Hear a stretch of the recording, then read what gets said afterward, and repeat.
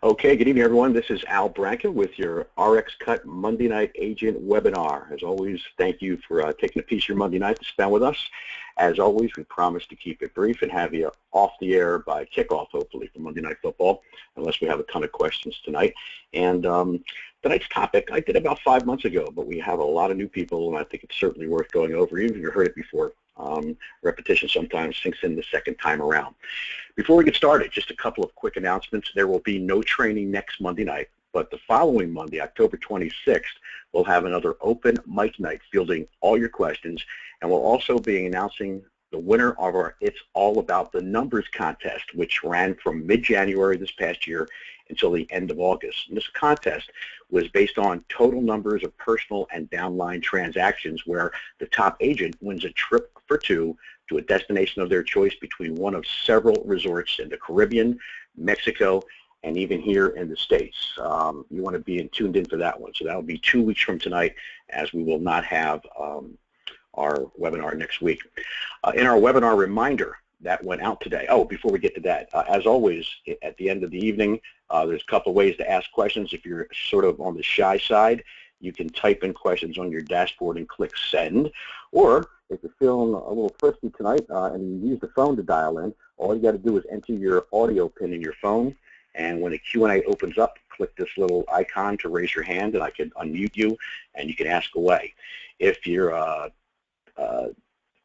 technology savvy and you are dialed in through your computer and have a mic and speakers, all you need to do at that point would just be to raise your hand so I can unmute you. There's no PIN number to be added.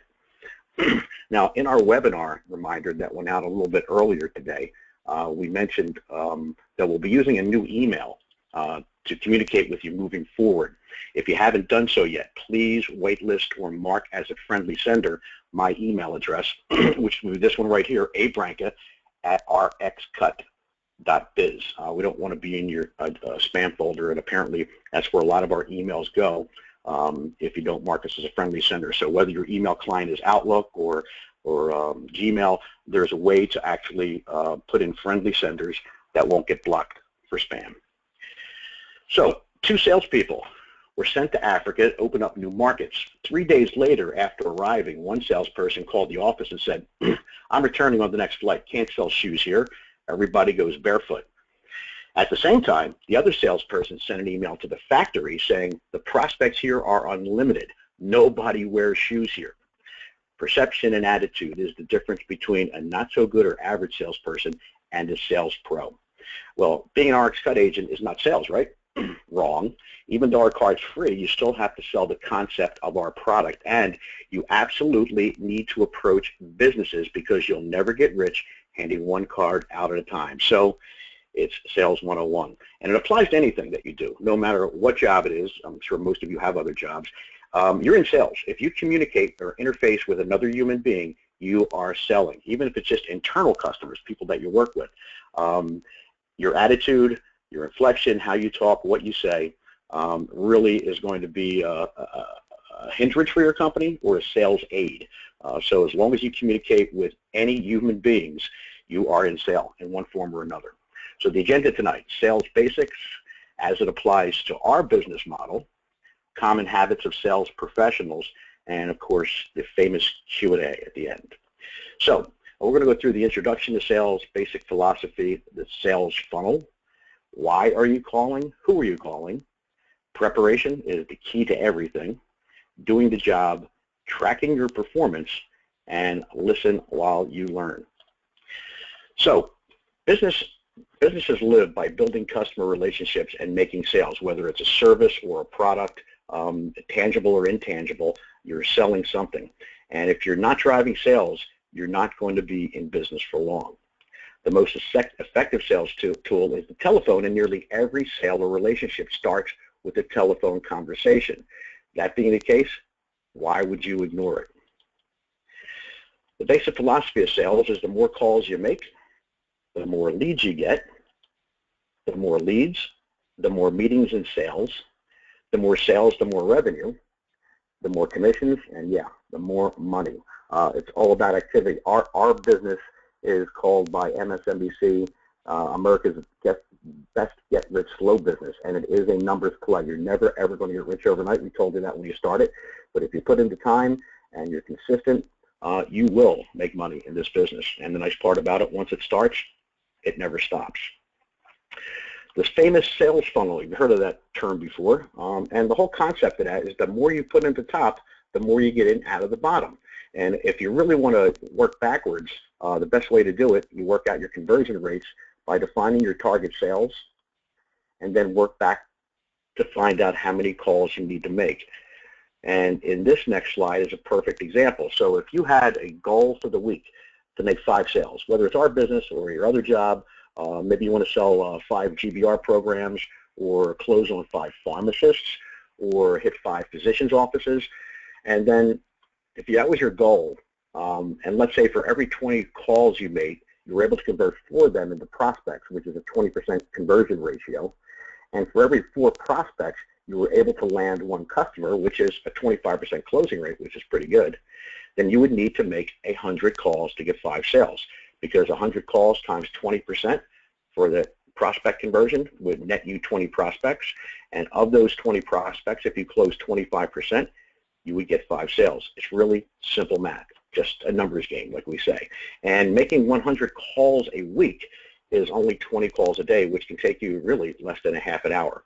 You're not going to get to speak to everyone, and that's why of 20 calls, you may only convert 4 prospects. So the sales funnel, you put a lot at the top to get more out of the bottom. Simple math. Why are you calling? Yeah, to be successful when calling, you need to know why you are calling. So you need an agenda. You have to know what you're looking to accomplish on that call. What do you hope to learn? You should have some questions initially, who, what, when, where, and why we call them. And what do you want as an outcome? Do you want a sale? Do you want to close an appointment? Do you want somebody to, say, send me information? If it's not local, that's not a bad thing. If they are, you definitely want to get face-to-face. And what is your follow-up? You never, ever, ever want to end a sales call with, okay, I'll touch base with you later. You want to have action items. Either they or you need to perform before the next meeting or phone call. So there always should be action items at the end of that call or meeting. Who to call? Well, it really all depends on the type and size of company. You know, for small companies, it's typically going to be the owner or manager. I don't know, he doesn't look too friendly. Maybe you should have a nice joke ready for this guy. For large companies, probably department head or C-level executive. But in either case, you want a decision maker or someone who at least influences the buying decision. Preparation is the key, absolutely. We have scripts in your back office for just about every industry that we have synergies with, or you can create your own or make a hybrid. Just steal some of our stuff and customize it so you feel comfortable about it. This is one of the most important things. Research on the company you are calling and know your target. And I'll give you a perfect example of what happened to me. When I was an agent on the street, if I can find this, I found a company in my area that has 20 locations, Premier Urgent Care. So before calling them, I did some research. I actually Googled and found, the head doctor who opened it. But their mission statement to provide immediate, quality, and cost-effective care in a rapid urgent care environment. It took me about 3 months to get to the right person, then a couple of calls and a meeting to eventually get in. But when I did, it was an absolute goldmine because Premier Location has 20 locations throughout Pennsylvania, New Jersey, and Delaware, and they see almost 50 patients per day per location. That's 1,000 patients a day. And like any urgent care, they're open 30 days a month. So that's almost 30,000 patients a month. We were able to convince them to actually not only get a branded card, but to also link their site. Let me show you that real quick.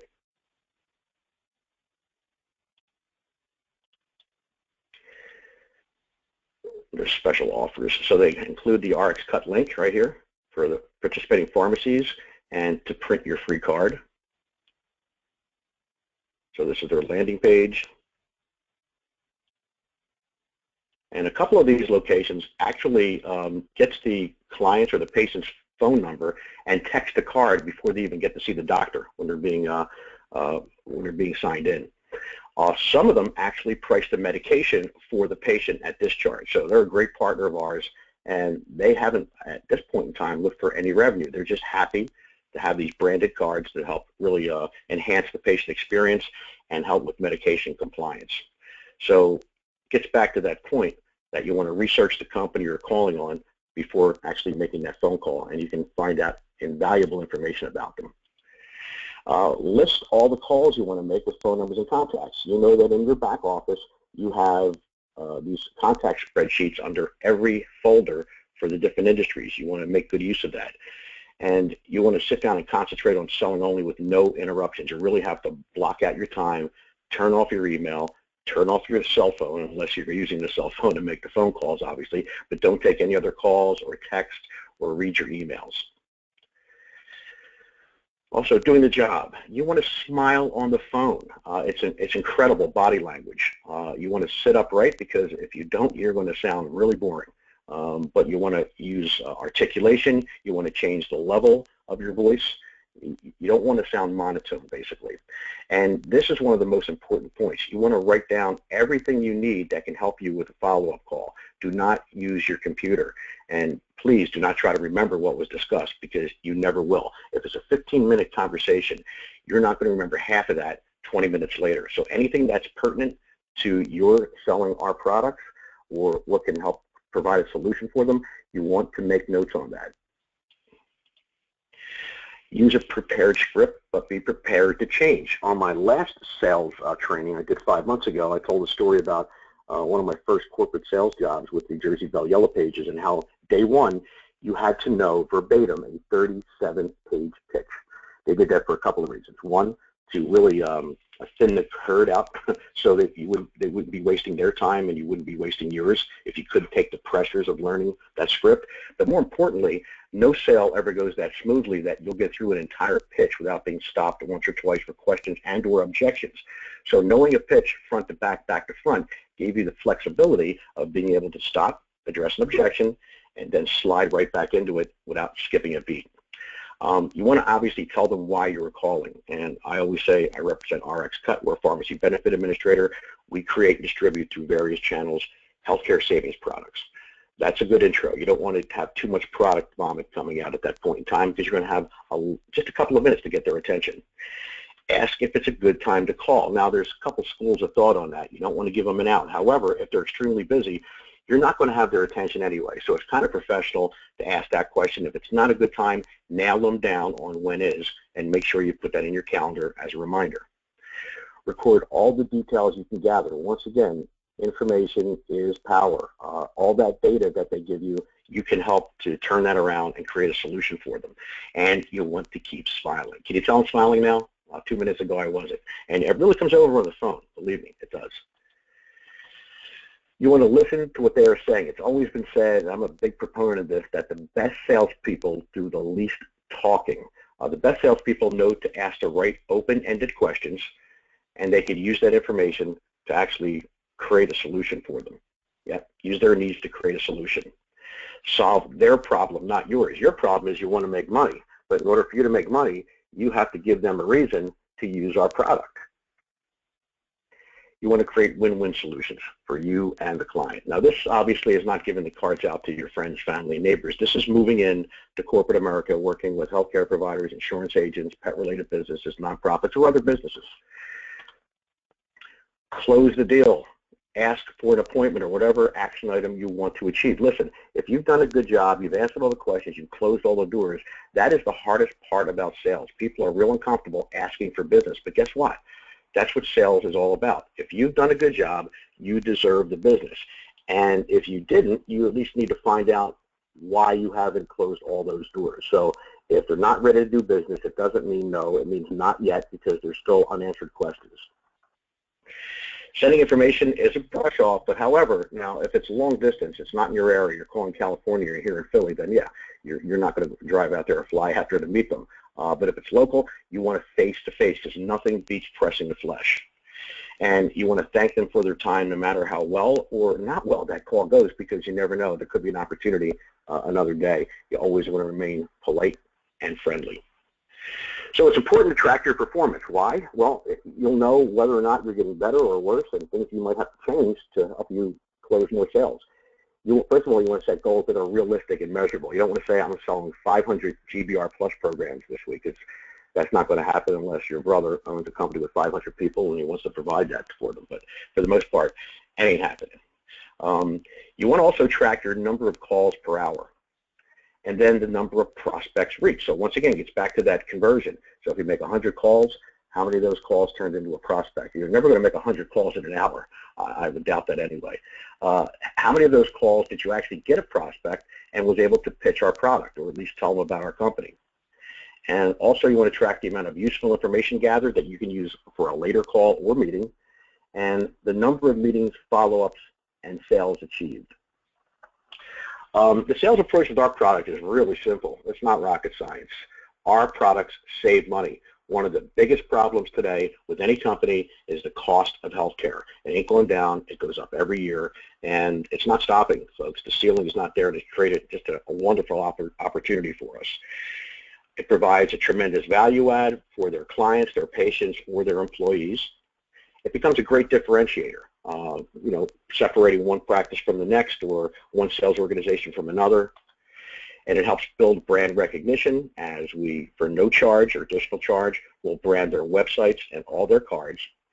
It creates a unique residual revenue stream for that client as well. Somebody asked me last week, they're approaching a business that had tons of employees, and they said, do you think it's a better idea for them to have their own site and card and revenue, or should they just distribute my card? I said, well, let me ask you a question. If somebody came to you and asked you to distribute their card, but then another guy came in and said, listen, distribute this card, it's going to do this for you, and every time somebody uses it, you're going to lower your healthcare cost, and you're going to get a commission. Well, which way would you go? So the 35-cent override in a lot of cases when you're dealing with companies is much better, and it's going to give you a lot more traction than you getting $1.50 per claim. Our product also has absolutely no downside. The worst that can happen with our card is they find out their copay is lower, and when that's the case, that's what they pay. Or it's a $4 generic at Walmart, in which case they pay $4. And our GBR products are incredibly inexpensive. I'm surprised more of our agents don't have this, because once again, you really start drinking the Kool-Aid when you experienced our service. With our card, we had an insurance agent from USA Benefits Group call me today, who's actually had the cards for some time, pushed it out slightly, didn't really get behind it a lot, mentioned it on occasion. She actually just saved almost $1,000 on a couple of medications just over the past couple of days, and now she's all fired up. She's hitting pharmacies, she's going to medical practices, and she's screaming it from the mountaintop. Some common habits of successful salespeople. These are really habits that all successful salespeople share in common. One is they get to work early. They start their day early because it gives them the ability to do things before any interruptions start. They schedule time to make calls. They actually carve out a piece of their time during the day for nothing but follow-ups and or sales calls and let no interruptions happen during that time. They update their to-do list, and you need a to-do list, because without a to-do list, you got nothing to do. No matter how important or lack thereof you think it is, you need to have a to-do list, and it should be updated every day. Don't think you have to complete it. The next day you update that to-do list and you prioritize it all over again. They read their sales goals regularly because it keeps them on point and focused. In order to really accomplish anything, you have to have an end in sight. You have to know why you're doing this. You have to be driven to do it, and you need goals to be able to reach for to get you there. Most professionals also post content on social media, especially LinkedIn, because why? It's what they do. And they believe in their product, and they want all the contacts to know about it. And it also is a great way to push out your business opportunity site. And they say no to non-revenue producing tasks, because hanging by the water cooler isn't going to make you any money. Some other common habits of successful salespeople is they schedule their manager to help close larger opportunities. Hello? Hey guys, I'm underutilized. I'm here for you. If you get a sizable prospect, you definitely want to get me involved. Now, I can tell you this, there are some people on the call tonight that have used me, and I think we have 100% closing ratio, or very close to it. That's what I'm here for. I'm your resource. I'm the TO guy. If you can crack the door open, I will kick it down for you. Most successful salespeople have clear desks. Why? Clear desk, clear mind. Messy desk, you're going to be all over the place. They also prioritize their emails. Emails, unfortunately, are like insurance, a necessary evil. You can't do business without it, but it's a thing that can keep you from doing business. I know it happens to me. See these little pop-ups? When an email is opened, oftentimes I'm doing something important. I'll see that, I click on it, and I just lost 10 minutes, forgot what I was doing. So you want to prioritize your emails. Only look at them a few times during the day. Schedule time to look at your emails. Keep your emails brief. You don't want long run-ons on words. You want brief explanations of our product and what your intentions are. Most also focus on sales goals. Once again, without goals, all you have is nightmares.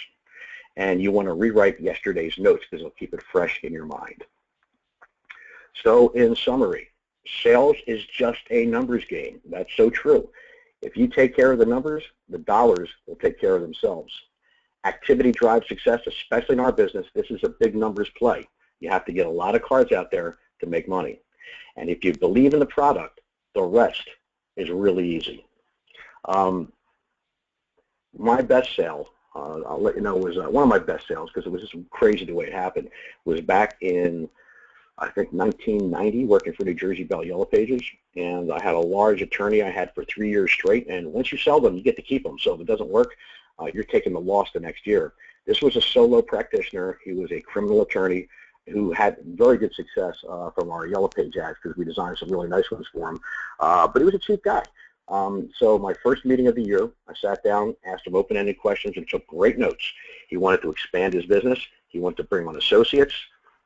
He had huge goals. He wanted to double his business over a few-year period.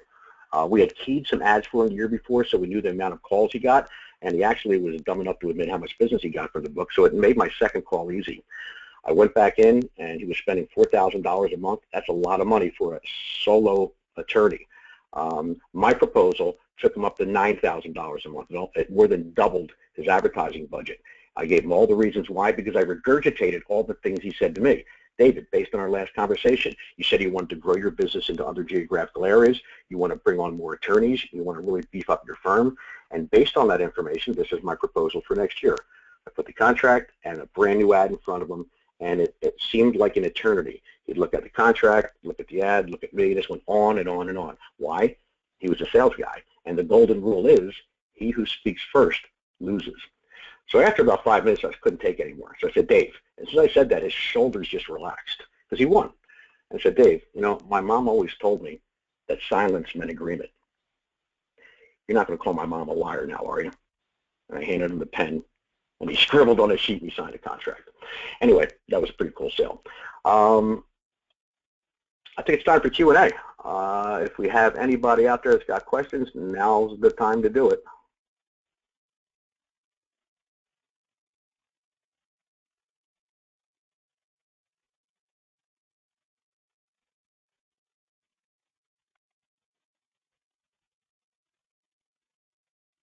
Anyone? We got a lot of people on the call. Well, I hope you guys can hear me.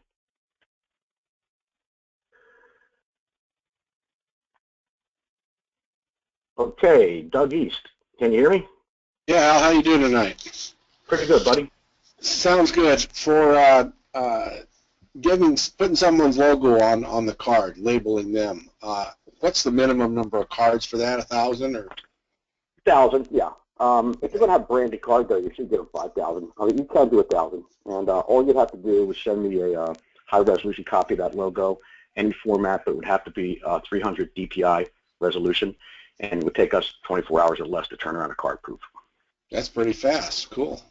Yeah, we don't mess around here. Okay, thank you. Anything else, Doug? That's it. Well, that's it for now. That was a question I had. I'm looking at a nonprofit, and they have probably 400 or 500 people come through their organization every day. Every day. Well, now why would you want 1,000 cards? They should have 10,000 cards. Well, yeah, I just wondered what. Well, you're right. When you think about it, you're absolutely right. 1,000. So remember, this is a volume-based business. They got to get a lot of cards out to really see some impact there. So if they have 500 people a day, they can easily distribute 5,000 cards, and that would be basically 10 days. Well, anyway, I know. I know quite a few of those are repeats. Gotcha. And you know that we have a nonprofit contract in the back office library. There's a folder, nonprofits. You definitely want them to sign that and get them in the revenue share side, because that's going to really incent them to push it. Exactly. Excellent. Okay. All right. You got it, Doug. Take care. Okay, looks like no more questions. Well, guess what? You're in time for Monday Night Football. Appreciate your time tonight. Hope you got some good takeaways from this. Once again, any opportunities you want to get me involved, pull me in. We can do a three-way conversation. I do probably more webinars than anything because the visual piece is pretty impactful. And believe me, if you can bring them to the table, we will definitely close them for you. That'll do it for tonight. We're off next week, back the week after, the 26th, with an open mic night and the announcement of our winner for the It's All About the Numbers contest. Find out who's winning a trip for two to a destination of their choice. Anyway, have a great night. And speaking of sales, I'll leave you with this quote. 90% of selling is conviction. Only 10% is persuasion. If you believe in the product, everything else is easy. Guys, have a good night. Girls as well. And we'll talk to you in 2 weeks. Take care.